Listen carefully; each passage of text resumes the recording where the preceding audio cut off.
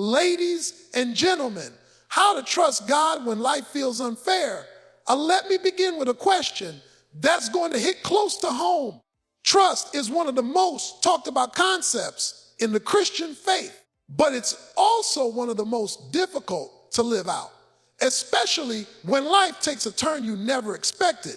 It's easy to say, I trust God, when your prayers are being answered, when the doors are opening, when the bank account looks healthy, and when relationships are thriving. But what happens when the answers don't come? When every door slams shut, when the bills pile up, and the people you love the most walk away, that's where real trust is tested, not in the calm, but in the storm. True trust in God isn't proven by our ability to worship Him in moments of comfort. It's proven by our decision to still worship when life becomes unfair, confusing, and even painful. This kind of trust doesn't depend on feelings or circumstances. It is anchored in the unchanging character of God. And that's where the depth of our faith is either revealed or exposed. Because trusting God when life makes no sense is the highest form of surrender. Think about Abraham, the father of faith. God promised him a son, and then after waiting years for Isaac to be born, God asked Abraham to lay the very son on the altar. It made no sense. It seemed cruel. It contradicted the very promise God had given him. And yet, Abraham trusted, not because the situation made sense, but because he had come to know God's heart. He believed that even if he didn't understand what God was doing, God would still be faithful. And that's what trust looks like. It's not about having all the answers. It's about knowing the one who does. When life gets dark and confusing, most of us want explanations. We want reasons. We want to see the full picture. But God doesn't always give us explanations. He invites us into a relationship. And that relationship is built on trust, not clarity. We see this in the life of Job. Job lost everything, his family, his health, his wealth, without any warning. He never got a reason for his suffering. Yet in the midst of his pain, Job declared, though he slay me, yet will I trust him. That's trust. That's surrender. That's the kind of faith that confuses the enemy and glorifies God. Sometimes we fall into the trap of thinking that if we follow God, life will always be fair. But the Bible never promises fairness. It promises God's presence. It promises His goodness. It promises His sovereignty. And when we base our trust on His character rather than our comfort, we begin to develop spiritual maturity. We stop measuring God's love by our circumstances, and we start measuring it by the cross. If God never did another thing for us, the cross would still be enough proof that He is good. He is for us, and He can be trusted. There will be seasons when God doesn't make sense to your human mind. He will allow things that feel unfair. He will remain silent when you want answers. He may even lead you into places that seem dark and uncertain, but that doesn't mean He has abandoned you. In fact, that's usually when He's doing His deepest work. It's in the confusion, in the disappointment, in the wilderness where trust is refined. Because trust that is only active in comfort isn't really trust. It's convenience. Real trust says, God, even if you don't do what I hope, even if this situation never changes, I will still believe you are good. I will still follow you. This is the kind of trust that sustains you when prayers go unanswered. It's the kind that lifts your hands in worship even when your heart is breaking. It's the kind that holds on to God's promises even when all you see around you are contradictions. It's the kind of trust that doesn't need to know the outcome because it's already convinced of God's faithfulness. Trusting God when nothing makes sense is a choice, not a feeling. It's choosing to believe He's working behind the scenes, even when the scene you're in looks like chaos. It's choosing to lean on His word more than your emotions. It's choosing to rest in His promises even when your world feels like it's falling apart. And those moments, those hard, painful, confusing moments are what grow you. They stretch your faith. They purify your motives. They take your relationship with God from surface level to unshakable. When life makes no sense, that's when trust becomes real. It's no longer based on outcomes or blessings. It's based on knowing the heart of God. And that kind of trust changes everything.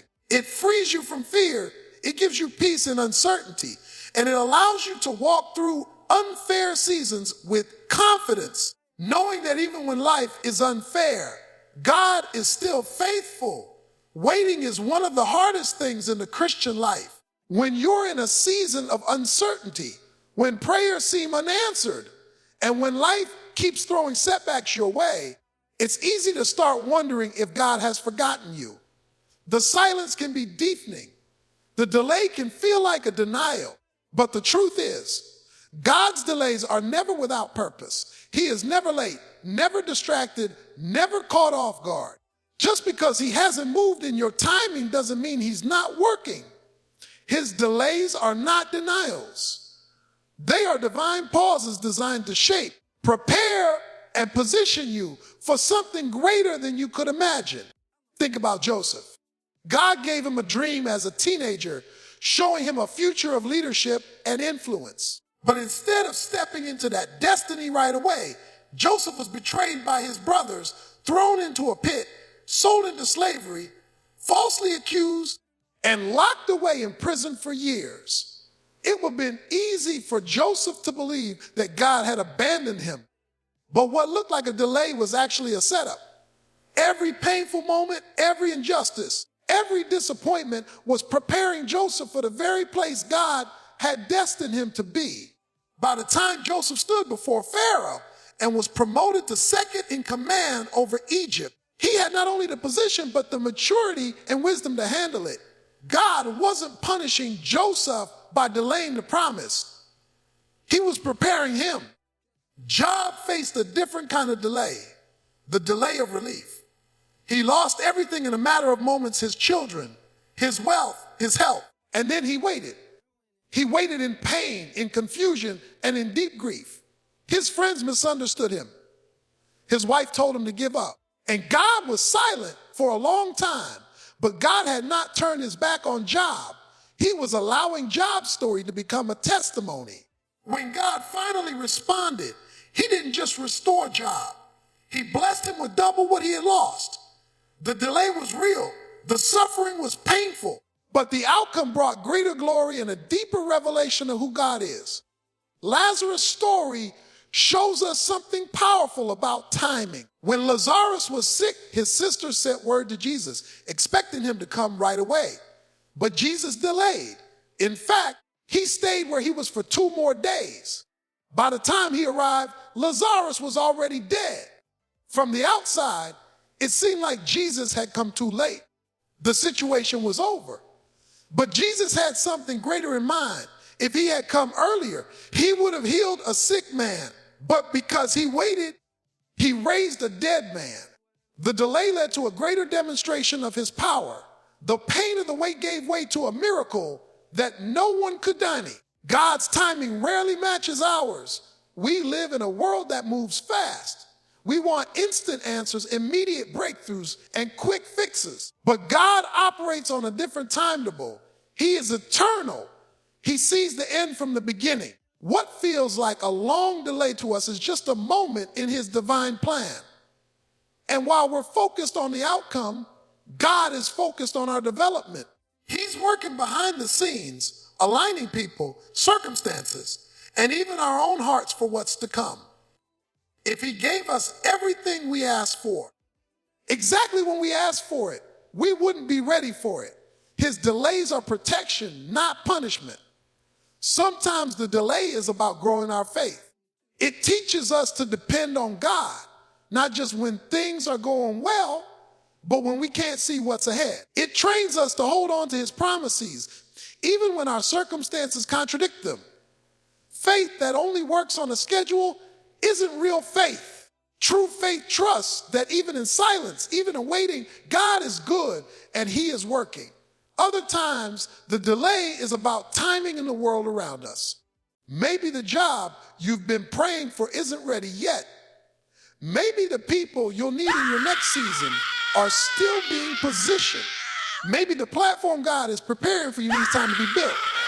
And maybe, just maybe, God is still working on you, developing character, refining motives, building resilience, so that when the door finally opens, you can walk through it with confidence and integrity.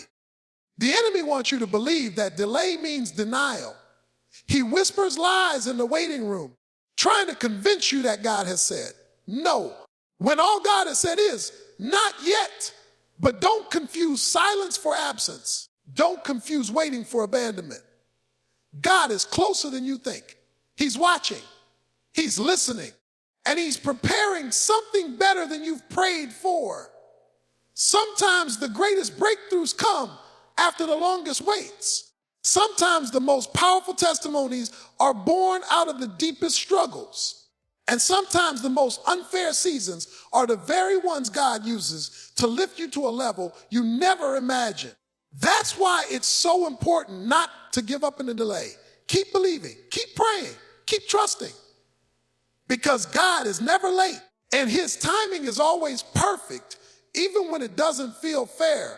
Ladies and gentlemen, maybe you're in a place right now where nothing makes sense. Let me remind you, God never promised life would be fair. He promised he would be faithful. When life is unfair, trust his plan. When people fail you, trust his character. When everything falls apart, trust his power to restore. You're not forgotten. You're not forsaken. You're not finished, because your God is still on the throne, and he knows exactly what he's doing. Amen.